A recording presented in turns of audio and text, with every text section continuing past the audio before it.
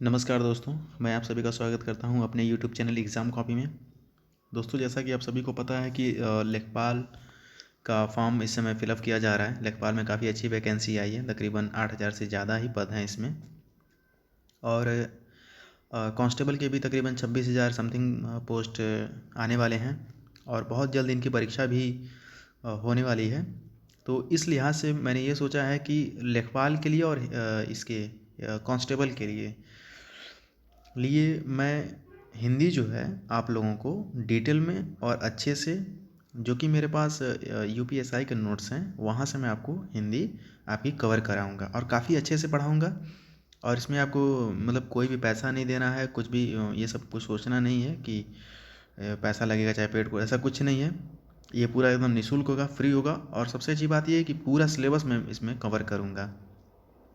तो आज ये हमारा पहला सेशन है और मैं रोज़ आप लोगों को एक एक वीडियो दूंगा हिंदी के ऊपर और काफ़ी डिटेल में दूंगा। ठीक है, तो आज हम जो पढ़ने जा रहे हैं वो है हिंदी भाषा का विकास। ये पहली क्लास है हमारी, तो हम पढ़ेंगे हिंदी भाषा का विकास। जैसा कि आप टाइटल भी देख सकते हैं, हेडिंग कि यही दिया हुआ है मैंने। और यही हमारा पहला चैप्टर होगा कि हिंदी भाषा का असल में विकास कैसे हुआ और क्या क्या कारण थे कि किसकी वजह से ये मतलब हिंदी हमारे सामने आती है, इसका भाषा का विकास कैसे होता है। हम ध्वनि के बारे में बात करेंगे, अक्षर के बारे में बात करेंगे, वाक्य क्या होता है, विचार क्या होता है। ठीक है, तद्भव तत्सम के बारे में बात करेंगे, लिपि के बारे में बात करेंगे और भाषा के बारे में बात करेंगे कि लिपि और भाषा में क्या अंतर है। ठीक है, और ऐसे ऐसे करके हम अपने सिलेबस को हम कंप्लीट करेंगे। तो आज ये हमारी पहली क्लास है। मैं वीडियो को अब स्टार्ट करता हूँ। तो सबसे पहले हम ये समझ लें कि हिंदी का विकास असल में हुआ कैसे। तो ये काफ़ी रोचक है। ठीक है, और हम इसको देखेंगे अच्छे से। तो हम शुरू करते हैं। तो जैसे मान लीजिए कि हिंदी, ठीक है, कोई भी कोई भाषा होती है तो उसका कहीं ना कहीं से उत्थान होता है, कहीं ना कहीं से उसका विकास होता है। और ये तकरीबन आज की बात नहीं, हज़ारों सालों पहले की बात होती है। तो सबसे पहले तो हम जानेंगे कि ध्वनि कैसे हुई। ठीक है, जैसे मान लीजिए कि कोई ध्वनि है, कोई ध्वनि है। ठीक है,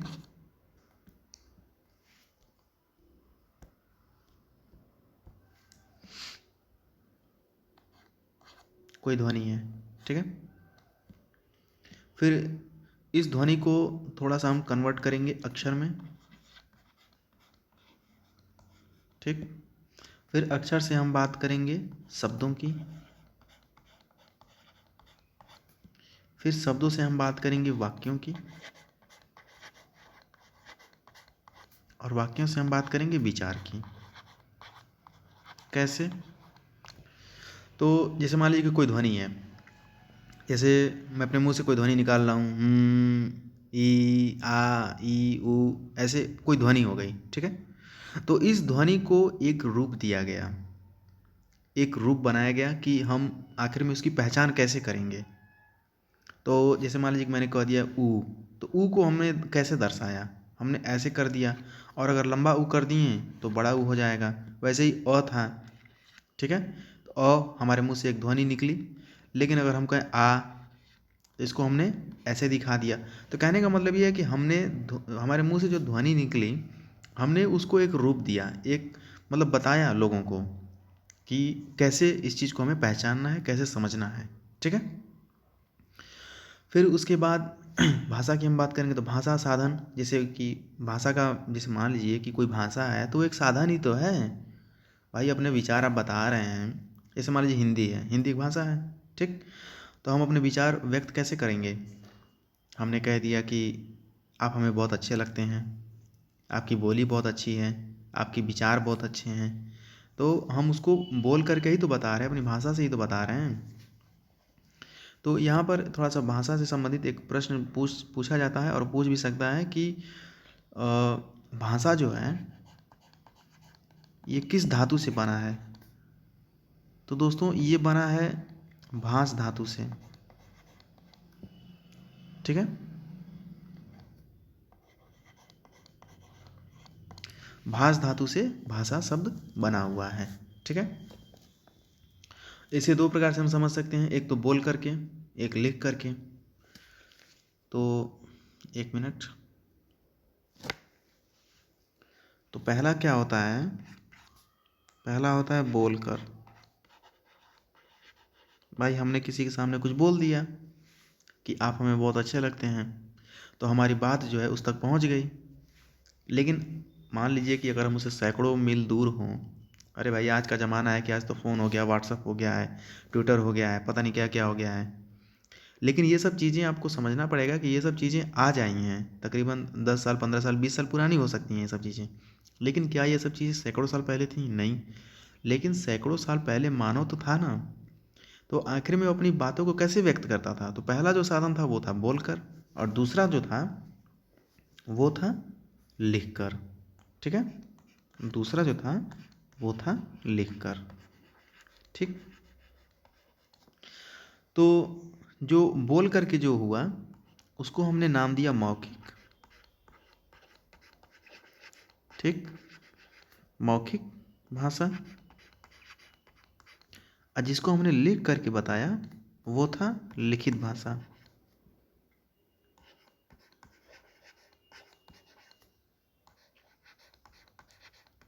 लिखित भाषा। ठीक।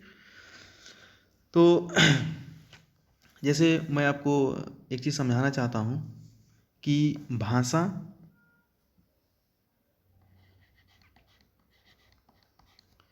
और लिपि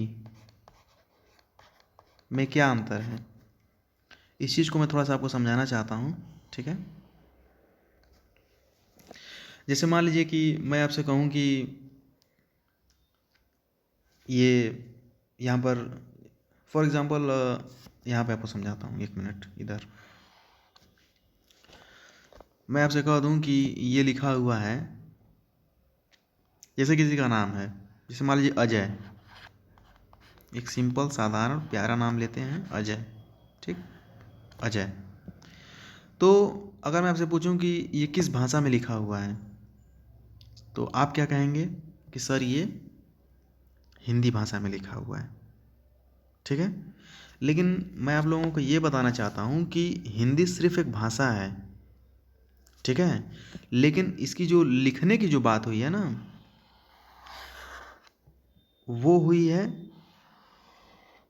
देवनागरी लिपि में। ठीक है। क्योंकि हिंदी कोई लिपि नहीं है, और जो भी चीज़ लिखा जाता है वो लिपि में लिखा जाता है। ठीक है।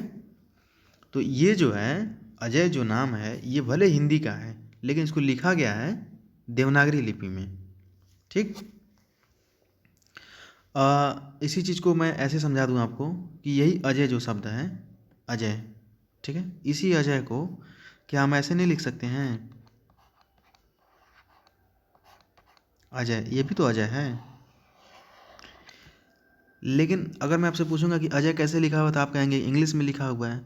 लेकिन इंग्लिश तो कोई लिपि है ही नहीं। तो दोस्तों इसे लिखा गया है रोमन लिपि में। ठीक। इस चीज़ का विशेष ध्यान रखिएगा कि लिपि और भाषा में क्या अंतर होता है। ठीक है। वहीं अगर हम भाषा की बात करेंगे, तो भाषा जैसे कि हमने हिंदी में कुछ बोल दिया तो हिंदी हो गई। लेकिन अगर हमने इंग्लिश में उसी चीज़ को बोला तो वो इंग्लिश में हो गया। हिंदी में अगर हम कोई चीज़ बोल रहे हैं, जैसे मैं कह रहा हूँ कि मैं एक आदमी हूँ, मैं एक आदमी हूँ। ठीक है। तो ये हिंदी में हो गया, ये एक भाषा है। But I am a man,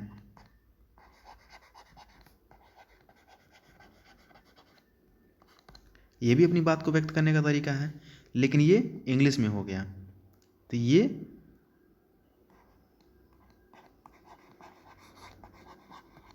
English. ठीक है। तो ये भी एक भाषा हो गई। लेकिन अगर मैं आपसे कहूँ कि ये किस लिपि में लिखा गया है, तो ये ध्यान रखिएगा, ये जो है ये देवनागरी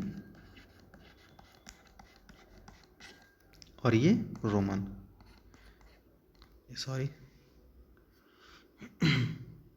एक मिनट।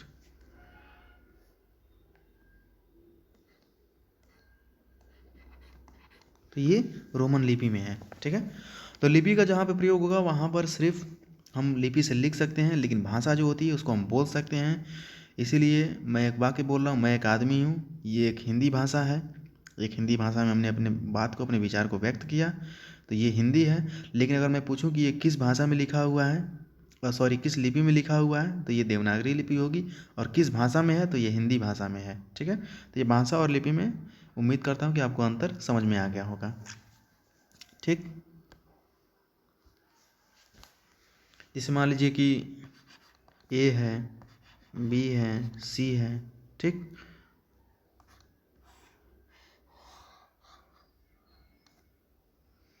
और यहाँ पर हम ले लेते हैं अ, आ, ई, बड़ी ई, ऊ, बड़ा ऊ, ठीक है। इसको हम कैसे समझ सकते हैं, तो मैं बता रहा हूँ कि ये रोमन लिपि है और ये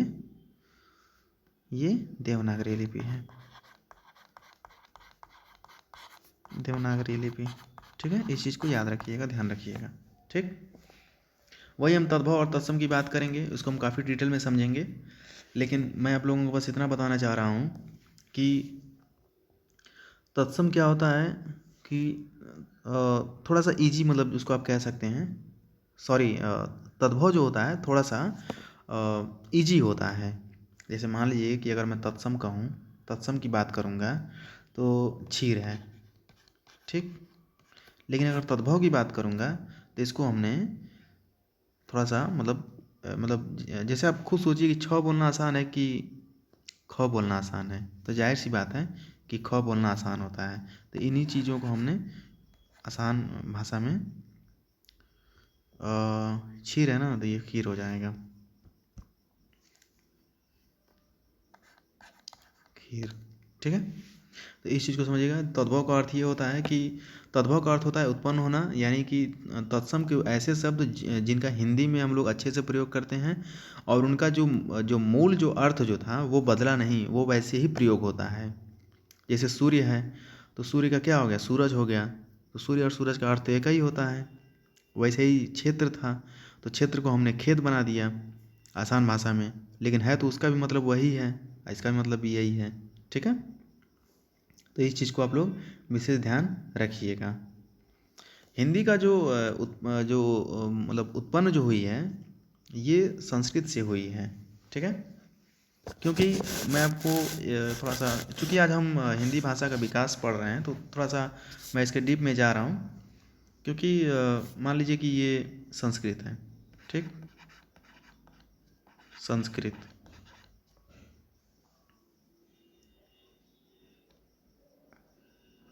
ये संस्कृत हो गई, ये इंग्लिश हो गई, ये संस्कृत हो गई, ये इंग्लिश हो गई, ये स्पेनिश हो गई और ये हिंदी हो गई।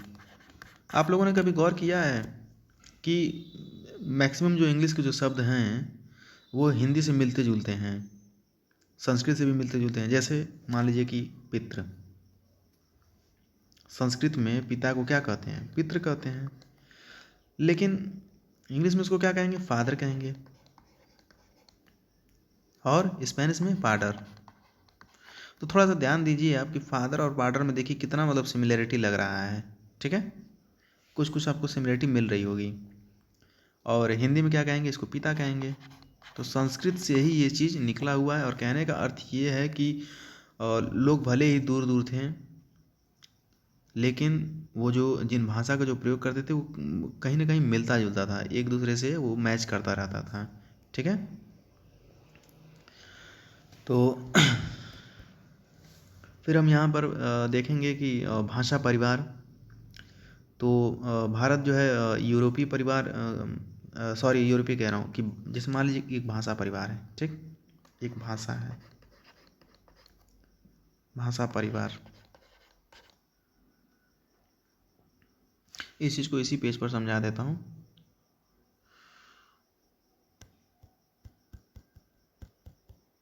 इसी पेज पर, ठीक है। तो मान लीजिए जैसे भाषा परिवार है, भाषा परिवार। ठीक, तो हिंदी कहाँ मिली हमें? भारत में मिली। संस्कृत कहाँ मिली? तो भारत में मिली। ठीक, और इंग्लिश स्पेनिश कहाँ है? तो ये यूरोप में है, सब यूरोपियन कंट्री है ये। ठीक है, स्पेन कहाँ है? यूरोप में ही तो है। ब्रिटेन कहाँ है? यूरोप में ही तो है। तो ये यूरोप।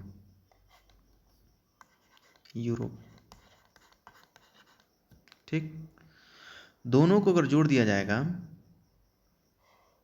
तो क्या हो गया? भारोपी। भारोपीय। ठीक है, भाषा परिवार।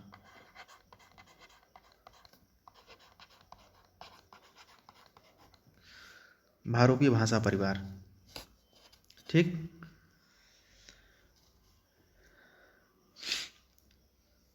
तो संस्कृत जो है ये भारतीय आर्य भाषा परिवार की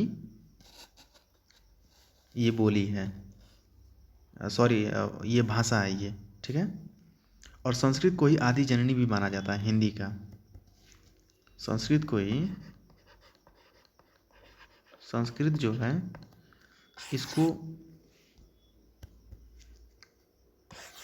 इसको आदि जननी माना जाता है। आदि जननी। आदि जननी का मतलब क्या कि बहुत समय जिसने जन्म दे दिया था, किसको? तो हिंदी को।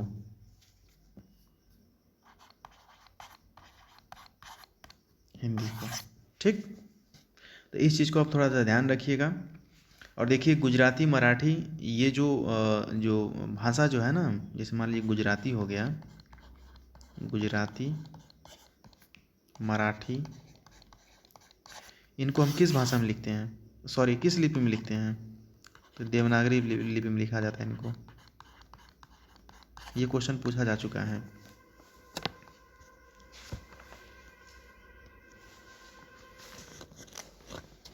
अब चलिए थोड़ा सा आप लोगों को मैं अब भाषा परिवार कह रहा हूँ, हिंदी भाषा का विकास अगर हम देख रहे हैं तो थोड़ा सा मैं आप लोगों को हिस्ट्री में लेकर के चल रहा हूँ।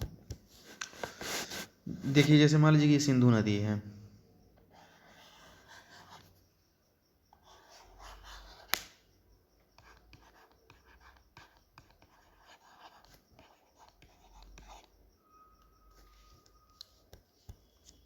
ये सिंधु नदी है। ठीक, तो और इधर फारस था,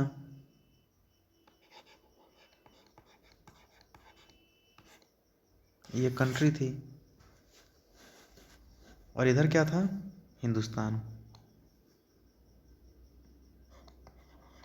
इधर जो बसते थे वो क्या थे? हिंदू थे। इधर के लोग हिंदू थे। ठीक है, तो क्या हुआ कि तकरीबन 1500 ईस्वी पूर्व, 1500 ईस्वी पूर्व सिंधु नदी के जो पूर्वी हिस्से में जो लोग रहते थे वो ह को स बोलते थे। ये लोग, इधर रहने वाले लोग, पश्चिम की तरफ। ठीक है, पश्चिम की तरफ रहने वाले लोग ह को स बोलते थे। ठीक है, तो चूंकि इधर के जो लोग थे वो हिंदू थे, तो वो लोग ह को स बोल रहे हैं, इसीलिए इस नदी का जो नाम था वो सिंधु नदी पड़ गया। ठीक है, इस चीज़ को आप लोग थोड़ा ध्यान रखिएगा, क्योंकि वो लोग ह को स बोलते थे। ठीक है, ये तो थोड़ा सा मतलब इतिहास से संबंधित था।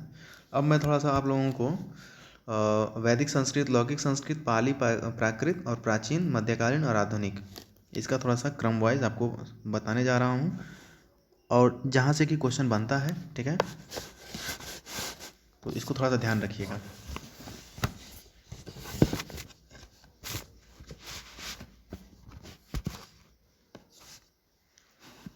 यहाँ से प्रश्न बनता है। ठीक है,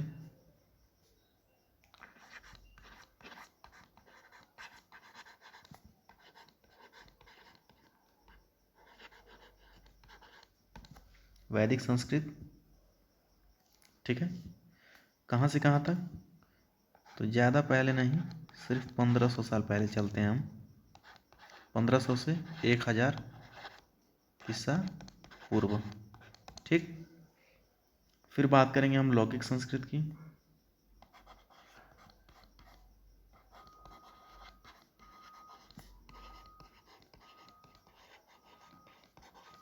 लौकिक संस्कृत, तो ये हम बात करेंगे 1000 से 500 ईसा पूर्व, 500 ईसा पूर्व। ठीक, जहाँ पे हमें साहित्य की रचना यहाँ पर मिलना शुरू हो जाता है। साहित्य की रचना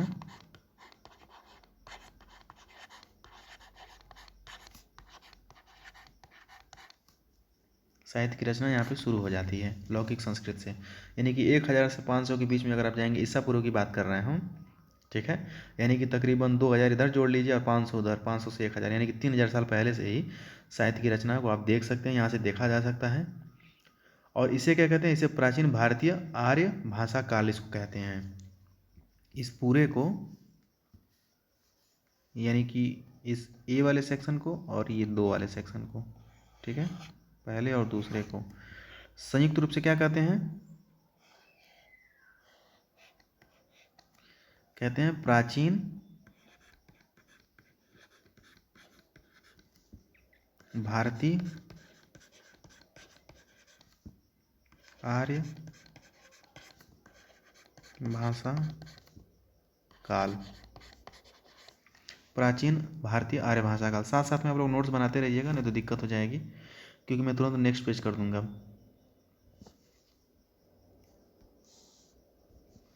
अब हम बात करेंगे किसकी? पाली की।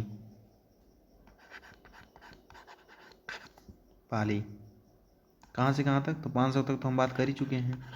तो 500 से 1 ईस्वी, अब ईसा पूर्व नहीं, अब ईस्वी की बात करेंगे हम। ठीक है, और गौतम बुद्ध के जो उपदेश जो थे वो त्रिपिटक आदि की रचना यहीं पर होती है। ठीक है, इसी काल में इसे होता है, और इसे प्रथम लोक भाषा भी कहते हैं। ठीक है, तो इस चीज़ को थोड़ा सा मतलब ध्यान रखिएगा आप लोग कि गौतम बुद्ध के जो उपदेश हैं वो पाली भाषा में हैं। ये क्वेश्चन पूछा जाता है। ठीक है, बता दे रहा हूँ, यहाँ पे लिख दे रहा हूँ। गौतम बुद्ध के उपदेश, तीन पिटक है ना?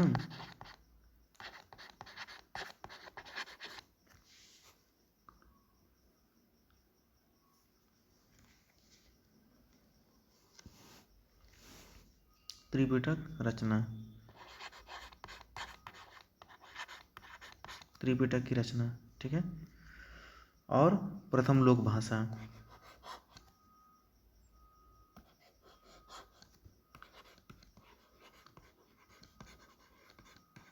प्रथम लोक भाषा। ठीक है, और फिर हम बात करेंगे किसकी? ये तो पहला हो गया, दूसरा क्या है? प्राकृत। प्राकृत कहाँ से कहाँ तक? तो 1 ईस्वी से 500 ईस्वी तक। अब यहाँ पे हमें महावीर स्वामी के उपदेश जो हैं वो प्राकृत भाषा में हैं।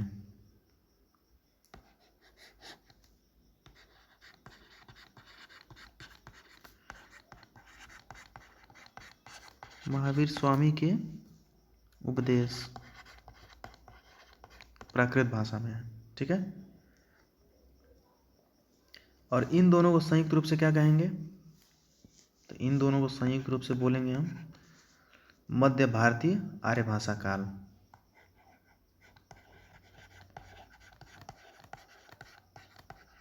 मध्य भारतीय आर्य भाषा काल, भाषा काल। ठीक है, पहला क्या था? प्राचीन भारतीय आर्य भाषा काल। दूसरा क्या है? मध्य भारतीय आर्य भाषा काल। ठीक है, अब तीसरा और अंतिम का बात करेंगे हम। तो ये है प्राचीन हिंदी।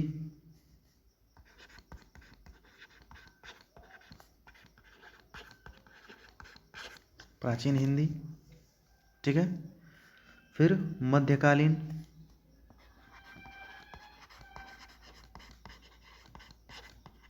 मध्यकालीन, तीसरा आधुनिक।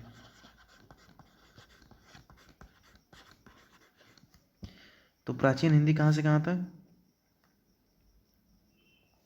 1100 से 1450 ईस्वी। फिर 1450 से 1850 ईस्वी।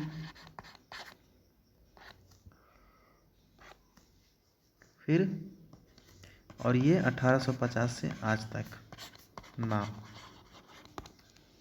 ये यहाँ तक है। क्या बोलेंगे इनको?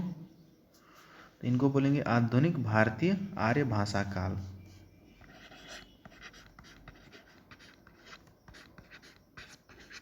आधुनिक भारतीय आर्य भाषा काल। ठीक है, तो इन चीज़ों को आप काफ़ी ध्यान से रखिएगा, काफ़ी ध्यान में रखिएगा।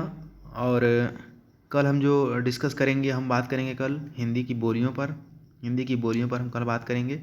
बोली क्या होती है, विभाषा क्या होती है, उपभाषा क्या होती है, भाषा क्या होती है। ठीक है, कितनी बोलियां हैं, कितनी उपभाषाएं, कितनी भाषाएं, इन सब के बारे में कल हम डिटेल से जानेंगे।